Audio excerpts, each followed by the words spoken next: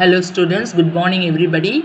In this video we are going to discuss about the resistors in series and parallel. Any electrical circuit may contain a large number of resistors which can be connected in different ways. Today we are going to see about how to calculate the equivalent resistance when resistors are connected in series. Resistors in series, when two or more resistors are connected end to end, they are said to be in series. The resistors can be simple resistors or bulbs or any heating element or any other devices. So you see this diagram, R1, R2, R3 are the three resistors which are connected in series to a potential difference of V. Now when they are connected in series like this, the amount of charge passing through resistor R1 must also pass through R2 and also to R3, because the charges cannot accumulate anywhere inside the circuit. Due to this reason, the current I passing through all the resistors is same.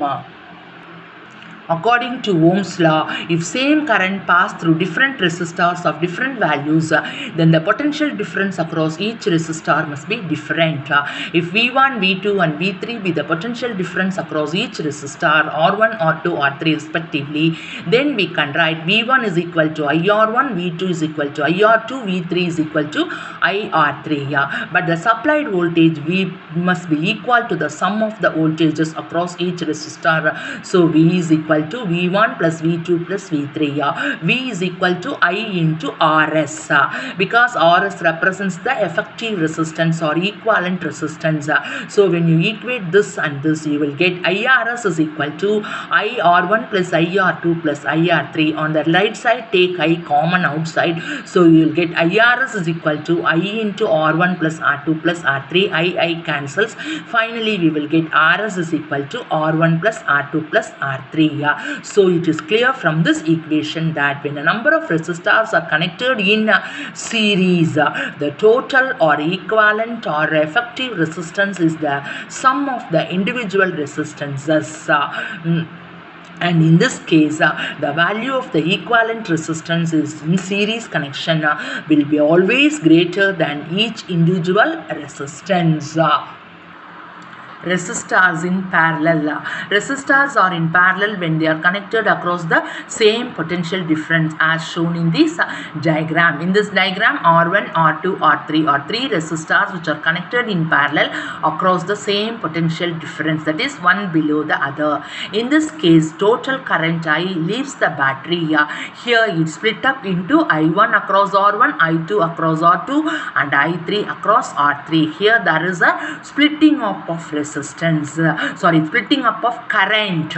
Due to the conservation of charge, the total current in the circuit I is equal to the sum of the current through each of the three resistors.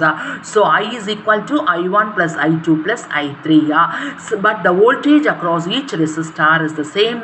So on applying Ohm's law to each resistor, we can write I1 is equal to V by R1, I2 is equal to V by R2, I3 is equal to V by R3, and I is equal to V by RP. RP represents the effective resistance or equivalent resistance. So substituting the above equations in this equation, we will get V by Rp is equal to V by R1 plus V by R2 plus V by R3, which is equal to V into 1 by R1 plus 1 by R2 plus 1 by R3. So V and V get cancelled. Finally, you will get 1 by Rp is equal to 1 by R1 plus 1 by R2 plus 1 by R3. Here Rp is the equivalent resistance of the parallel combination of resistors, and the equivalent diagram is shown here. This Rp represents the equivalent resistance in parallel combination. So it is clear from this equation, it is clear that when a number of resistors are connected in parallel, the sum of the reciprocal of the resistance of the individual resistors is equal to the reciprocal of the effective resistance of the combination. And here in this case, the value of the equivalent resistance in parallel connection will be lesser than each individual resistance. Generally, household appliances are always connected in parallel and not in series because even if one is switched off, the other devices could function properly. Color code for carbon resistors. The diagram which we are seeing are called as carbon resistors, and they are the resistances used in the laboratory. Carbon resistors consist of a ceramic core on which a thin layer of crystalline carbon is deposited, as shown in this diagram. These resistors are inexpensive, stable and compact in size and can be used in the laboratory. Color rings are used to indicate the value of the resistance. Now we are going to see in here how to calculate the value of the resistance in a carbon resistor using color code. Here actually 3 colored rings are used to indicate the value of the values of resistor. The first 2 rings are significant figures of resistance. The third ring indicates the decimal multiplier after them. The fourth color, either silver or gold, shows the tolerance of the resistance at 100% or at 10% or 5% as shown. If there is no fourth ring, the tolerance is 20%. And this table shows you the color code for different colors. So for black means number 0, brown 1, red 2, orange 3, yellow 4, green 5, blue 6, violet 7, gray 8, white 9. If there is a fourth tolerance ring, gold, it represents 5%, silver tolerance ring represents 10%, and colorless means 20%. Let us see a simple calculation how to or a simple example how to calculate the value of the resistance of this combination. Here you can able to see the first ring is green in color, the second ring is blue in color, and the third ring is orange in color, and there is a metallic ring at this end. So you have to see only from the left end. For green, okay, green, blue, orange. So now let us see how to calculate the value of the resistance of this resistor having a color code of green, blue and orange. For green, what is the number? 5. So 5. For blue, the number is 6. So 5 and 6. And for orange ring, the number is 3. So what you have to do? You have to add 3 zeros because the third ring represents the number of zeros. So 5, 6 followed by 3 zeros, or 5, 6 into 10 power 3 ohm. And here the tolerance ring is gold in color. So the value of the resistance is 556 into 10 power 3 or 56 kilo ohm with a tolerance value of 5%. Now the next topic is temperature dependence of resistivity. We all know that what is resistivity. Resistivity of a material is dependent not only on the type of material but also it is depends on temperature. It is found experimentally that for a wide range of temperature, the resistivity of a conductor increases with the increase in temperature. That is, when temperature increases, the resistivity of a conductor also increases for a wide range of temperature. According to the expression rho T is equal to rho naught into 1 plus alpha into T minus T naught, where rho T is the resistivity of the conductor at T degrees Celsius and rho naught is the resistivity of the conductor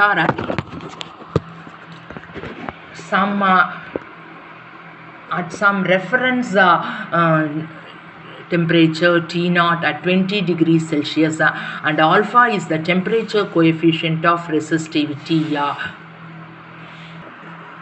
T naught is the temperature usually 20 degrees Celsius. Alpha is the temperature coefficient of resistivity, and it is defined as the ratio of increase in resistivity per degree rise in temperature to its resistivity at T naught. So the above equation can be rewritten as, that is 22.27 equation can be rewritten as rho T minus rho naught is equal to alpha rho naught into T minus T naught, or alpha is equal to rho t minus rho naught by rho naught into t minus t naught.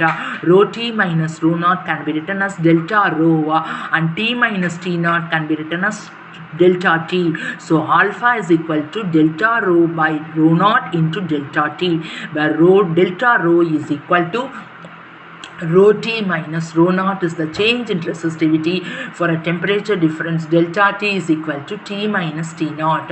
Its unit is per degree Celsius. Alpha for conductors. For conductors, alpha is positive because for conductors, if the temperature increases, the average kinetic energy of electrons in the conductor also increases. This results in frequent collision of the electrons with the ions, and so the resistivity increases. Even though resistivity of a conductor like metals vary linearly for a wide range of temperature, there also exists a non-linear relation at very low temperatures. The resistivity approaches some finite value as the temperature approaches absolute zero. This diagram shows the linear relationship of resistivity and temperature, that is as for a wide range of temperature for metals.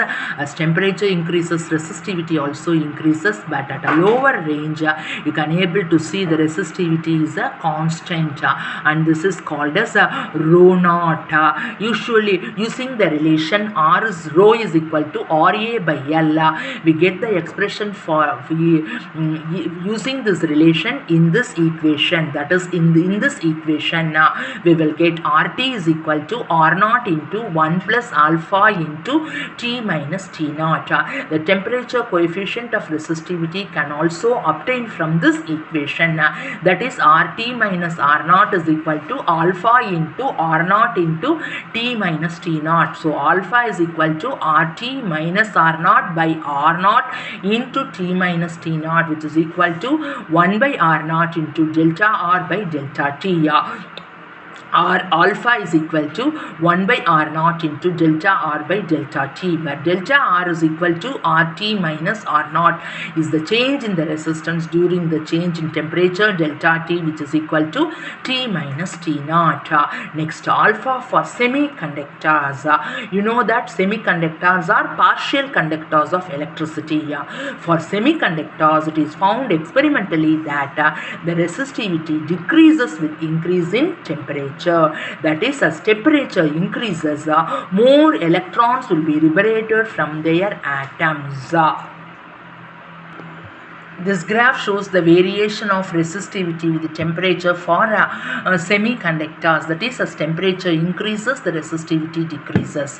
Here, as in semiconductors, as temperature increases, more electrons are liberated from the metals and the current increases, and therefore the resistivity decreases as shown in the diagram. A semiconductor with a negative temperature coefficient of resistivity is called as a thermistor. The table gives you the value of temperature coefficient of resistivity for different materials. We can clearly understand the temperature dependence of resistivity of semiconductors using this equation. Already we have seen sigma is equal to N E square tau by M. As resistivity is inverse of sigma, it can be written as rho is equal to M by N E square tau.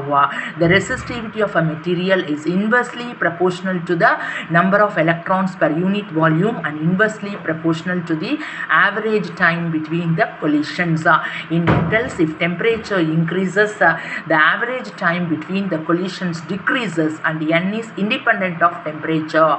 In semiconductors, when temperature increases, N increases and tau decreases, but increase in N is dominant than decrease in tau, so that overall resistivity decreases. But it was observed that in certain materials below zero temperature, that is a temperature below T naught, then temperature which is known as the critical temperature or transition temperature, the materials will exhibit a property called as a superconductivity. That is, at this temperature the resistivity becomes zero, and this conductivity nature is called superconductivity, and this phenomena was observed by Kamerlingh Onnes in 1911. It is found that mercury exhibits a superconductor behavior, that is having zero resistance at a temperature below 4.2 Kelvin, and such a such a process is called superconductivity, and this phenomena is once induced in a superconductor persist without any potential difference. Now let us see a simple problem. Example 2.13. This is an important problem. If the resistance of the coil is 3 ohm at 20 degrees C and alpha is equal to 0.04 per degree Celsius, then determine its resistance at 100 degrees Celsius. R0 is equal to 3 ohm, T is equal to 100 degrees C, T0 is equal to 20 degrees C. Alpha is equal to 0.04 per degree Celsius. RT is equal to what? RT is equal to R0 into 1 plus alpha into T minus T0. R100 is equal to 3 into 1 plus 0.004 into 80, which is equal to 3.96 ohm.